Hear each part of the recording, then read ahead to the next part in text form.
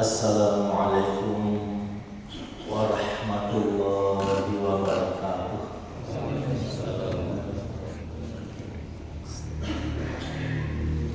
Alhamdulillahi rabbil alamin wa bihi nasta'inu ala umuri dunya waddin wa la 'udwana illa 'alal zalimin. Asyhadu an la ilaha illallah wahdahu la syarika lah wa asyhadu anna Muhammadar rasuluhu la nabiyya ba'dah. Allahumma salli wa sallim ala nabiyyina Muhammadin wa ala alihi wa sahbihi ajma'in. Ya Allah ya Rahman, cintailah siapapun yang hadir saat ini. Turunkan petunjuk-Mu kepada kami agar kami sadar bahwa hidup yang singkat ini sebenarnya hanya untuk memberikan pengabdian yang terbaik kepada-Mu. Ampuni dan rahmati kami semua ya Allah. Ampuni dan rahmati kedua orang tua kami, baik yang masih hidup maupun yang telah mendahului kami, dan masukkanlah kami ke dalam surga-Mu yang paling tinggi. Dan masukkanlah ke dalam rencana-Mu ya Allah harapan-harapan kami yang Engkau ridhoi, baik tentang dunia maupun tentang akhirat. Sampaikan umur kami pada bulan Ramadan. Amin ya rabbal alamin. Kaum muslimin dan muslimah yang dimuliakan Allah Subhanahu wa taala. Allah Subhanahu wa taala berfirman, "Ud'uni astajib lakum." Minta kepadaku, aku akan kabulkan permintaanmu.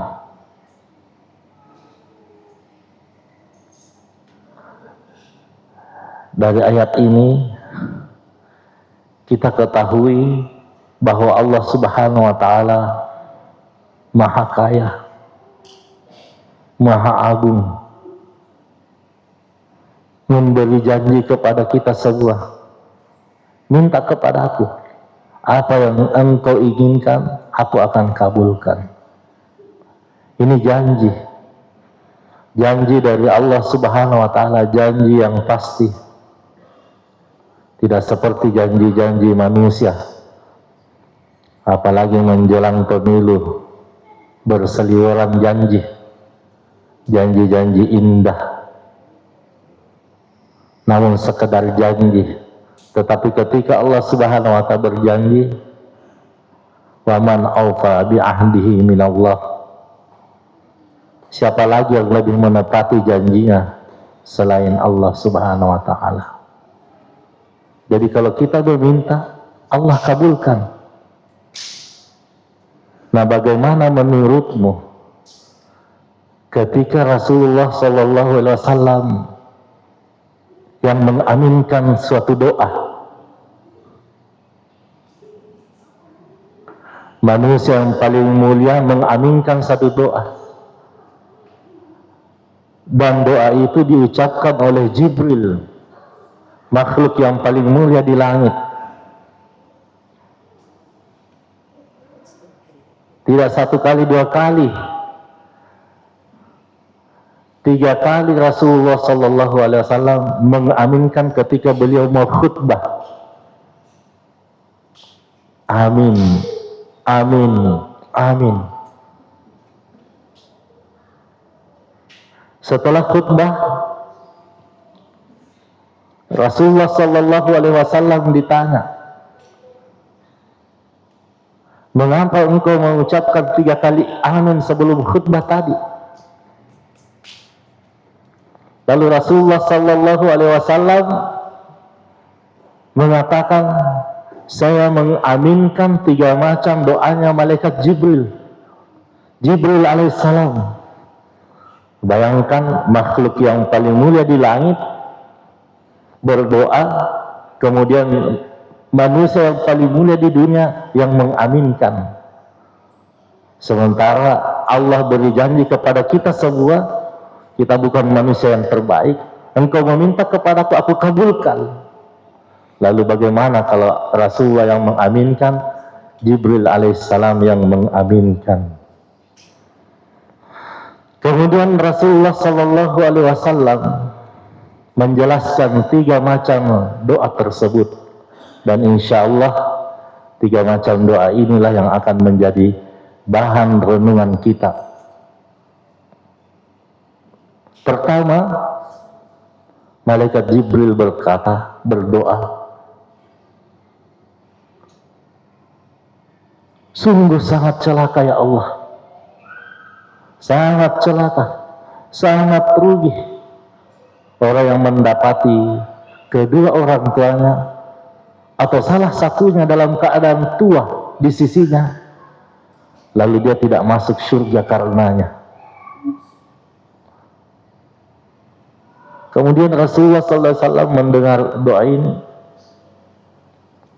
amin. Maksudnya apa? Pasti celaka,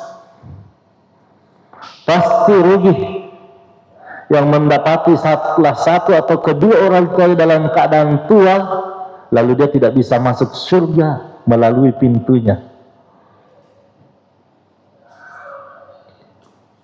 Bagi orang yang memiliki orang tua, pintu surga itu tidak jauh, ada di rumah. Terkadang kita mencari jauh sekali kebahagiaan, kedamaian, padahal kebahagiaan dan kedamaian ada di rumah. Berbakti kepada orang tua, salah satu atau keduanya. Imam Abu Hanifah, dia lagi memberi pelajaran seperti ini karena rumahnya dekat masjid, yang mendengar banyak sekali, yang mendengar pengajian Imam Abu Hanifah juga adalah calon-calon ulama besar. Langsung orang tuanya berkata di balik pintu, hei Hanifah, ayammu belum makan, kasih makan. Padahal sedikit lagi selesai pengajiannya, sedikit lagi pengajarannya selesai. Langsung Abu Hanifah berhenti mengajar, lalu keluar, ya insya Allah saya kasih makan. Nah, kasih makan dulu ayamnya, perintah ibunya. Padahal apa susahnya, lanjutkan, tinggal sedikit lagi pelajaran. Bisa dia sudah selesai terima, baru saya kasih makan. Tidak. Ini adalah akhlak. Ini adalah betul-betul bagaimana bisa mendapatkan surga Allah melalui orang tua. Dia keluar memberi makan, dan ibunya lihat puas, ayam-ayam sudah makan. Muridnya nanti ada yang bertanya, mengapa engkau, wahai Abu Hanifah, pergi memberi makan pada sisa sedikit, tanggung. Bisa sekali kau sampaikan selesai, mungkin 5 atau 10 menit lagi sudah selesai. Tapi apa kata Abu Hanifah? Ilmu yang aku dapati sampai sekarang ini semua adalah berkah dari doa dari orang tua, usaha dari orang tua. Dan ilmu buku pula lah yang menyebabkan aku harus mendahulukan beliau daripada yang lain. Luar biasa. Pernah juga ibunya Imam Abu Hanifah mau bertanya, mau dengarkan tentang suatu fatwa, lalu dijelaskan oleh Abu Hanifah dengan gamblang. Ibunya berkata, saya tidak mau, saya mau dengarkan dari ini, Umar bin, yang biasa juga ceramah di sekitar itu, mungkin baru ustadz baru, tapi biasa didengar oleh ibunya Imam Abu Hanifah. Dengan penuh ketawaduan,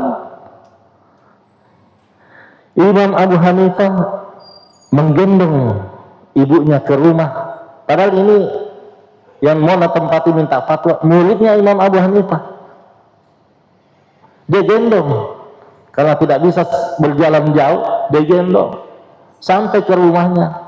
Lalu dengan penuh ketawaduan berkata kepada orang tersebut, ibuku ingin menanyakan suatu fatwa tentangmu, mau langsung dari kamu. Orang itu langsung bergetar, bagaimana aku bisa memberi fatwa sementara engkau ada?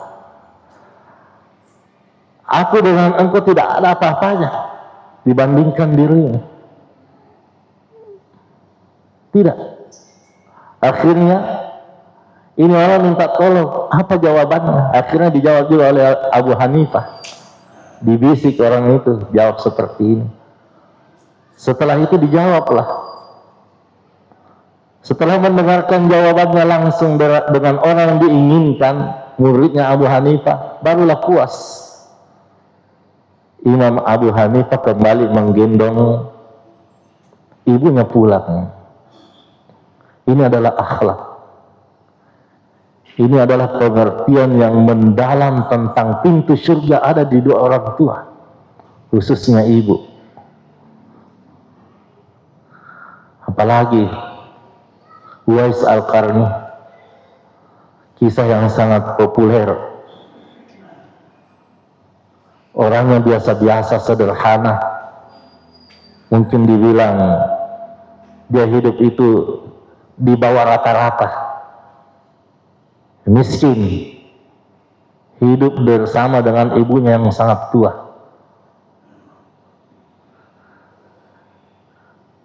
Bisa dilihat Uwais Al-Qarni ini tidak ada harganya di masyarakat. Kehadirannya di suatu tempat tidak diperhitungkan. Tapi ternyata Uwais Al-Qarni di mata Allah, di langit, adalah orang yang viral. Saking viralnya, Rasulullah SAW sampai berpesan kepada menantu dan mertuanya, yang kemudian hari dua-duanya menjadi khalifah, dijamin juga oleh Rasulullah surga keduanya, yaitu Umar bin Khattab dan Ali bin Abi Thalib radhiyallahu anhumah. Rasulullah SAW berpesan kepada keduanya, wahai Umar, wahai Ali, sepeninggalku nanti cari ini orang. Cari ini orang. Ternyata orang ini viral di langit.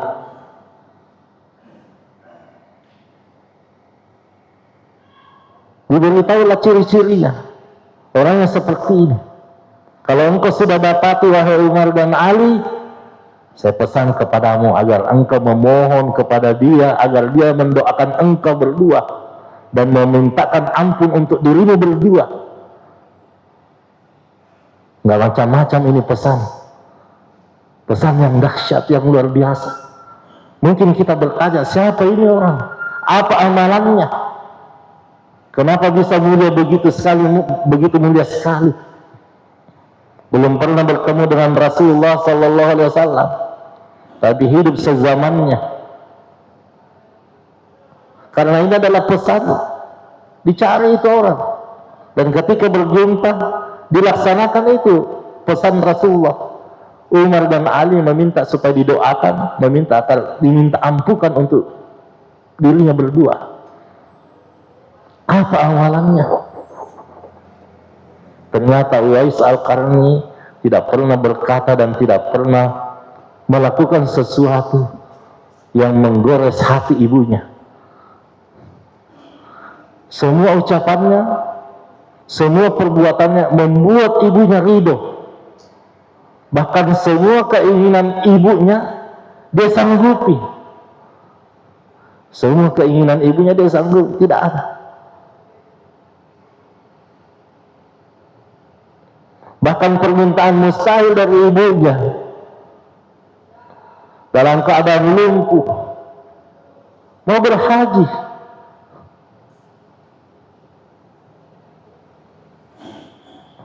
disanggupi oleh Uwais Al-Qarni. Karena selama hidup Uwais Al-Qarni tidak ada yang ditolak keinginan ibunya. Bahkan walaupun itu permintaan yang mustahil, insya Allah saya akan kasih haji. Bagaimana caranya? Tidak ada uang, tidak ada kendaraan. Dia pikir-pikirlah Uwais Al-Qarni, akhirnya dia dapat jalan. Beli anak lembu, tabung, menabung. Setelah cukup, beli anak lembu. Kemudian anak lembu itu di pagi hari diangkat menuju bukit, digendong. Sore hari pergi lagi diambil, digendong lagi sampai ke bawah. Berhari-hari, berbulan-bulan sampai anak lembu itu menjadi besar. Tentu kalau menjadi besar tambah berat. Orang sekitar heran, kenapa ini Uwais Al-Qarni seperti ini? Seperti orang gila. Tidak ada pencuri di sini. Kenapa nggak dia ikat saja di bukit, tidak capek-capek lagi? Pagi diangkat, sore dikasih turun, diangkat lagi, digendong lagi. Atau kenapa nggak ditarik saja naik ke atas, turun ditarik lagi? Uwais Al-Qarni ternyata cuma dia yang tahu kenapa dia melakukan itu. Ternyata ingin membentuk fisik yang kuat. Karena dia mau persiapkan tubuhnya, ibunya mau digendong sampai ke Mekah. Nah, jarak Yaman, tempat tinggalnya Uwais Al-Qarni, ditarik lurus, dilihat dari YouTube itu kurang lebih 1000 km. Kalau ditarik lurus, bagaimana kalau melewati jalan? Mungkin 1500-an kilometer. Dan tentu ini perjalanan pulang pergi, dia gendong. Kalau mau makan dia suapin, kalau mau buang air dia berhenti. Kalau ibunya minta istirahat, istirahat. Pokoknya apa yang diinginkan oleh ibu. Dan yang paling luar biasa, ketika tawaf, mulai dari putaran pertama, putaran kedua, putaran ketiga, doanya Uwais Al-Qarni cuma satu macam, dan itu didengar oleh ibunya. Apa doanya Uwais Al-Qarni? Ya Allah, ampuni dan rahmati ibuku.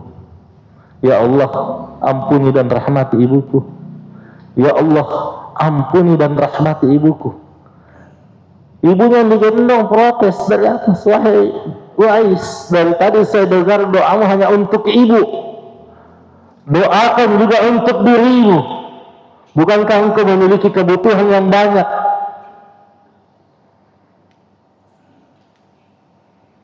Apa jawab Uwais Al-Qarni? Tidak ada kebutuhanku di dunia ini kecuali hanya untuk mendapatkan ridhomu. Kalau engkau ridho itu sudah cukup bagiku. Pertanda bahwa Allah Subhanahu wa Ta'ala juga meridhoiku. Itulah yang aku akan pakai bekal untuk mendapatkan rahmatnya, untuk mendapatkan ampunannya, dan untuk mendapatkan surga Allah Subhanahu wa Ta'ala. Sehingga viral di langit, ada orang seperti ini. 100 meter saja kalau kita gendong seseorang, 200 meter, ini kiloan, ribuan kilo. Dan ini bukan dongeng, ini sejarah fakta bahwa pernah ada orang seperti ini. Dan ini pula lah yang menyebabkan mengapa Rasulullah SAW memanggil menantunya dan mertuanya, Umar bin Khattab dan Ali bin Abi Thalib radhiyallahu anhuma, cari ini orang. Saya belum pernah ketemu dengannya. Kalau kau dapati, minta didoakan dan minta diampunkan oleh Allah Subhanahu wa Ta'ala untuk engkau berdua. Makanya sangat wajar ketika malaikat Jibril berdoa, ya Allah, laknatlah, berilah kecelakaan, berilah kerugian yang besar bagi orang yang mendapatkan orang tuanya atau salah satunya dalam keadaan tua, lalu dia tidak bisa masuk surga. Karenanya, beruntunglah bagi orang yang mempunyai kedua orang tua sekarang atau salah satunya. Ketika mendengarkan informasinya, cepat-cepat jadikan beliau menjadi pintu surga kita. Apa yang diinginkan wujudkan. Jangan berdebat. Jangan kefasihan kita. Terkadang banyak orang saking fasihnya bicara di debat ibunya. Padahal ibulah yang mengajari kita pertama kali bicara. Bahkan walaupun kita salah, walaupun kita benar, lebih baik kita menjadi salah di hadapan orang tua. Jangan saya benar ini. Pokoknya lakukan semua hal yang membuat dia bisa ridho. Kalau dia ridho, Allah juga ridho. Karena begitulah kata Rasulullah sallallahu alaihi wasallam. Ridho Allah terletak pada ridho kedua orang tua. Kalau kedua orang tua meridhoimu, Allah juga meridhoimu. Kalau kedua orang tua murka kepadamu, Allah juga murka kepadamu. Kemudian yang kedua, doa Jibril alaihissalam. Ya Allah, berilah kecelakaan. Laknatlah ya Allah orang yang mendengarkan namaku disebut lalu dia tidak bersalawat kepadaku. Amin. Sepele kelihatan. Ketika Rasulullah SAW namanya disebut, lalu kita tidak bersalawat, apakah secara sir atau ada suara pelan, Allahumma salli wa sallim alaihi? Kita akan, Rasulullah cap kita, manusia paling kikir adalah orang yang mendengarkan namaku disebut, dia tidak bersalawat kepada aku. Itulah manusia yang paling kikir. Kenapa Rasulullah SAW mengatakan manusia paling kikir? Karena dengan bersalawat kepada Rasulullah SAW ketika namanya disebut, maka saat itu juga Allah Subhanahu Wa Taala memberi 10 salawat untuk kita. Maka kalau ketika namanya Rasulullah disebut kita tidak bersalawat, berarti kita menghilangkan peluang untuk mendapatkan 10 salawat. Padahal 1 salawat saja dari Allah Subhanahu Wa Taala sudah luar biasa. Khususnya di hari Jumat, kita memang disuruh banyak bersalawat. Abdul Hamid kedua, salah seorang khalifah, siang hari, malam hari, pagi hari selalu bersalawat. Lalu tiba-tiba dia kedatangan tamu, membutuhkan sesuatu, sudah diberi, dia tidak mau pergi kecuali harus ketemu dengan Abdul Hamid dulu, khalifah. Akhirnya khalifah dengar, diizinkan. Ternyata orang ini yang datang kepada khalifah meminta kebutuhannya, dia bermimpi semalam. Apa mimpinya? Ketemu dengan Rasulullah sallallahu alaihi wasallam. Lalu Rasulullah sallallahu alaihi wasallam berkata, katakan kepada Abdul Hamid khalifah bahwa kemarin dia lupa bersalawat kepada aku. Maka dia tidak mau pulang setelah pengawal-pengawalnya sudah memberikan sesuatu yang diinginkan. Dia tidak mau pulang karena dia ingin sampaikan langsung mimpinya ini kepada Abdul Hamid. Akhirnya diizinkan. Lalu khalifah berkata kepadanya, apa yang ingin engkau katakan? Saya kemarin bermimpi bertemu Rasulullah SAW memberi pesan untuk kusampaikan kepadamu. Berhenti. Kata Abdul Hamid, dia langsung roboh, uang emasnya dikasih. Baru ngomong lagi sedikit, berhenti, dia kasih lagi uang emas. Baru ngomong sedikit lagi, berhenti, dikasih uang lagi emas. Apa yang dia pesan? Kaget ini Abdul Hamid. Pesannya cuma sederhana, bahwa engkau Abdul Hamid kemarin lupa bersalawat. Baru Abdul Hamid mengingat, benar, karena kemarin saya sibuk sekali. pekerjaan padat sekali sehingga tidak sempat bersalawat. Luar biasa. Ini salawat tidak main-main. Kalau perintah-perintah lain yang Allah sampaikan di dalam Al-Quran itu yang untuk dilakukan oleh kita. Perintah puasa, perintah zakat, haji, tapi khusus bersalawat. Ketika Allah Subhanahu wa taala memerintahkan ini salawat, Allah katakan innallaha wa malaikatahu yusholluna 'alan nabi. Sesungguhnya Allah dan semua malaikatnya Allah bersalawat kepada Nabi. Baru turun perintah ya ayyuhalladzina amanu shallu 'alaihi wa sallimu taslima. Wahai orang-orang yang beriman, bersalawatlah kepadanya. Maksud kepada siapa? Kepada Rasulullah sallallahu alaihi wasallam. Perintah yang sangat istimewa. Karena perintah ini sebelum Allah perintahkan kepada kita, Allah laksanakan dahulu. Malaikat laksanakan dahulu perintah tersebut. Dan ini hampir diulang oleh khatib tiap Jumat. Innallaha wa malaikatahu yusholluna 'alan nabi ya ayyuhalladzina amanu shallu 'alaihi wa sallimu taslima. Dari sini kita bisa memetik kesimpulan bahwa salawat itu bukan amalan biasa. Tapi salawat adalah amalan yang luar biasa.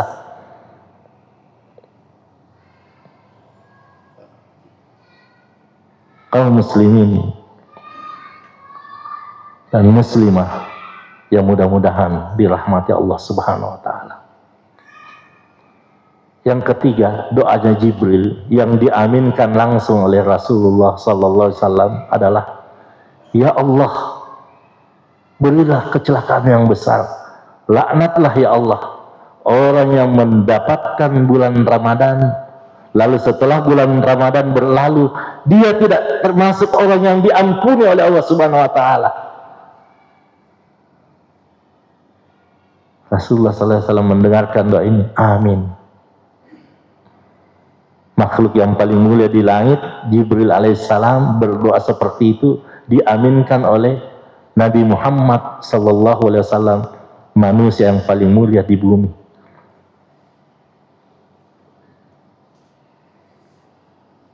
Ramadan, bulan ampunan, sudah hampir. Tinggal beberapa hari lagi. Tadi katakan di khutbah Jumat, pecandu kebaikan, orang yang candu dengan kebaikan, maka dia paling candu dengan Ramadan. Paling menginginkan Ramadan. Bahkan berangan-angan kalau seluruh hari nilai bisa menjadi semuanya Ramadan. Orang yang mengerti nilai Ramadan akan berpikiran seperti itu.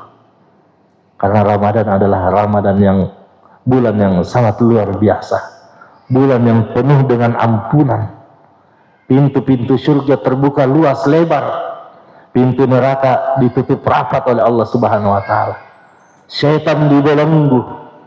Setiap malam ada penyeru berkata, selamat dari api neraka. Allah Subhanahu wa taala yang membalas sendiri ini puasa. Allah sendiri yang memberi balasan. Dan kita tidak tahu takaran Allah Subhanahu wa taala dalam memberi. Karena dia mengatakan dalam hadits qudsi, puasa itu adalah milikku dan aku sendirilah yang akan membalasnya. Dilipat gandakan pahalanya. Perbuatan sepele yang dilakukan di bulan Ramadan itu seakan-akan perbuatan yang sangat besar kalau dilakukan. Ya. Kalau perbuatan besar dilakukan di bulan Ramadan, lebih dahsyat lagi. Kata Rasulullah SAW, perkara sunnah yang kita lakukan di bulan Ramadan seakan-akan kita melakukan perkara wajib. Lalu bagaimana kalau perkara wajib yang kita lakukan di bulan Ramadan? Bahkan Rasulullah SAW bau mulut berkata, bersabda, bau mulut dari orang yang berpuasa lebih harum daripada minyak yang paling wangi di dunia ini.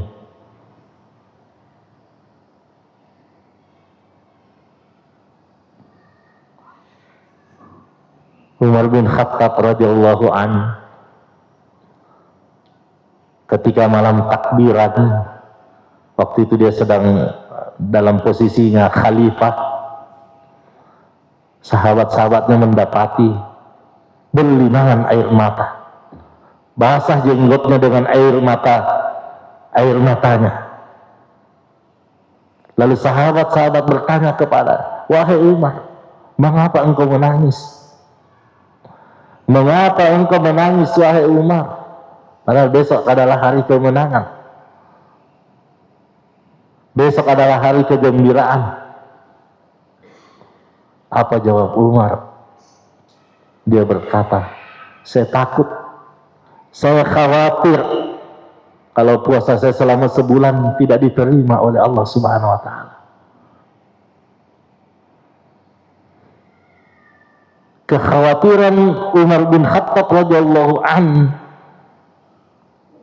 tidak diterimanya puasanya itu membuat kita malu. Karena kita mungkin tidak pernah sekhawatir itu. Kita terima moga puasaku atau dia. Kalau orang bisa sampai ke derajat seperti itu, yang memang imannya sudah mendekati hampir sempurna.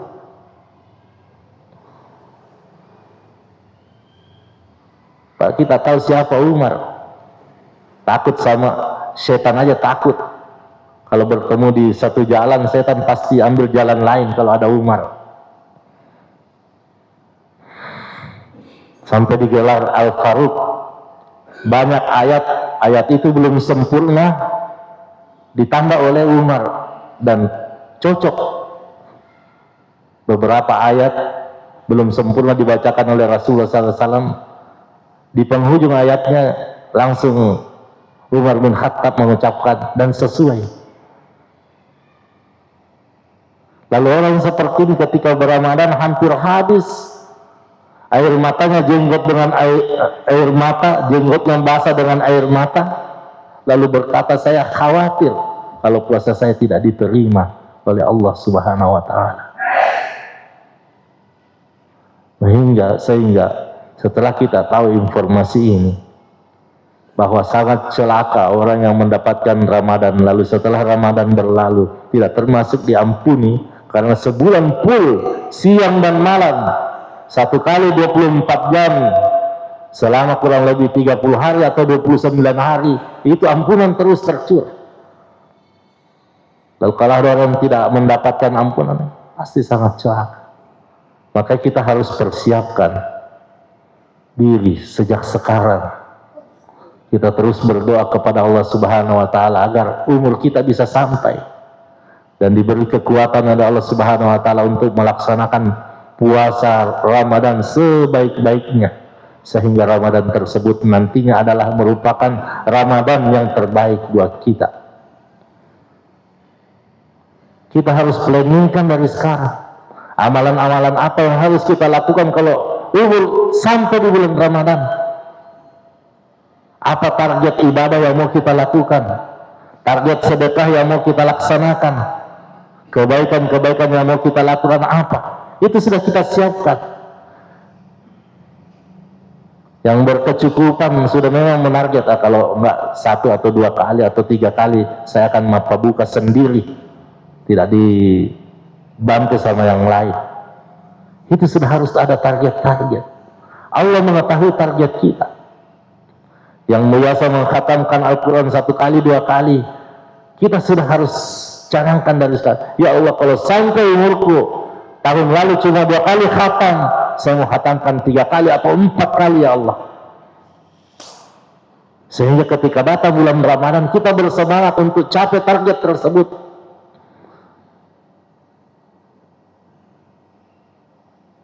Ya Allah, kalau sampai di Ramadan ini saya mau full qiyamul lail, Saya mau full qiyamul lail. Yang lalu banyak bolong-bolong. Saya khawatir nih tidak sampai umurku, tapi kalau saya sampai ya Allah di bulan Ramadan, saya mau full 30 Ramadan qiyamul lail.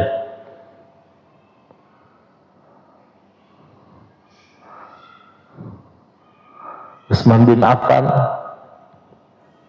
membiasakan diri mengkhatamkan Al-Quran 30 kali. Masya Allah. Padahal dia dalam keadaan khalifah. Bahkan dia terbunuh. Tadi kami sampaikan di khutbah. Di bulan Ramadan. Dalam keadaan apa? Dalam keadaan membaca Al-Quran. Begitu cintanya beliau kepada Al-Quran. Kalau bisa orang khatam tiap hari selama Ramadan, berarti itu mengaji kurang lebih mulai 7, 8 sampai 9 jam. Tiap hari rutin mengaji seperti itu. Sampai-sampai Utsman bin Affan radhiyallahu anhu berkata, "Lau tahurat qulubukum ma syabi'tum min qira'atil Qur'an." Kalau sekiranya hatimu bersih, engkau tidak akan pernah kenyang, engkau tidak akan pernah bosan dari membaca Al-Quran. Jadi kalau kita mau tahu bersih atau tidak hati kita, lihat di waktu membaca Al-Quran. Kita bisa nilai sendiri kotor atau tidak. Nah, kenapa sih di halaman nacak karu dinitawe? Jujur nanti macari pemompa tikwe. Tapi nako yulet tudang dek nakede pedo si jus 2 jus dek panakedo toet dek patukedo. Insyaallah itu bersih jiwa. Karena Al-Quran makin lama dibaca makin nikmat. Al-Quran makin dibaca makin menenangkan jiwa. Hati yang gelisah ketika membaca Al-Quran, Allah tukar kegelisahannya menjadi ketenangan. Karena zikir tertinggi adalah membaca Al-Quran. Semua bentuk zikir adalah mulia dan tertinggi, dan yang tertinggi adalah zikir membaca Al-Quran. Karena sebenarnya ketika kita membaca Al-Quran, kita sedang ngobrol, kita sedang bicara kepada Allah Subhanahu wa Ta'ala. Al-Quran berbicara langsung kepada kita.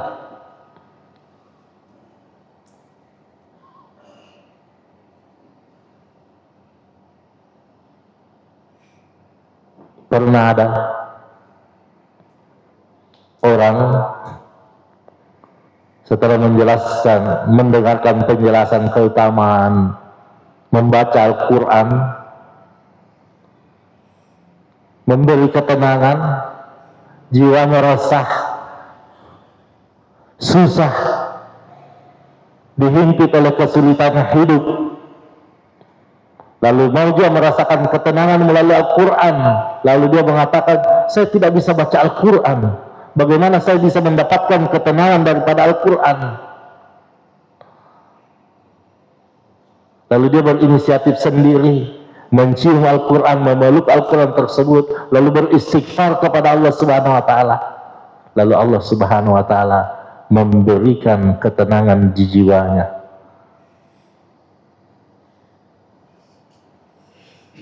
Al-Quran itu dahsyat, luar biasa.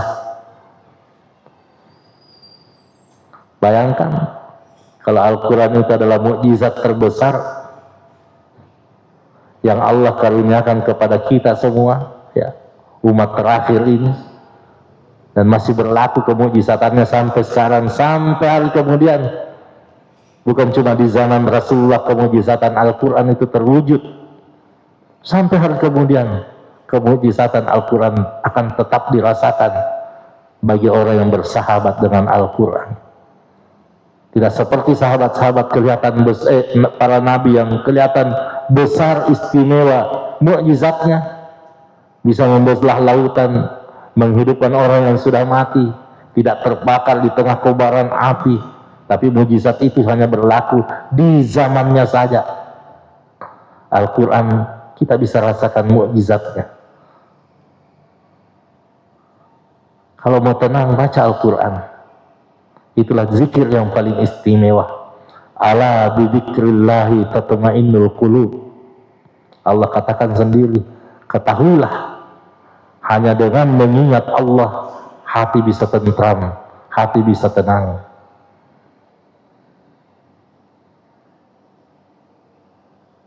Jangan jauh dari Al-Quran, khususnya di bulan Ramadan nanti.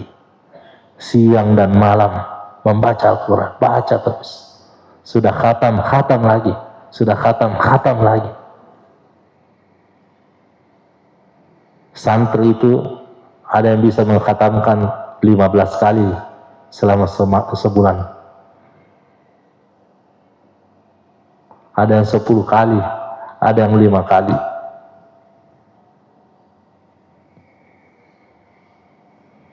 Kaum muslimin dan muslimah yang mudah-mudahan dirahmati oleh Allah Subhanahu wa taala.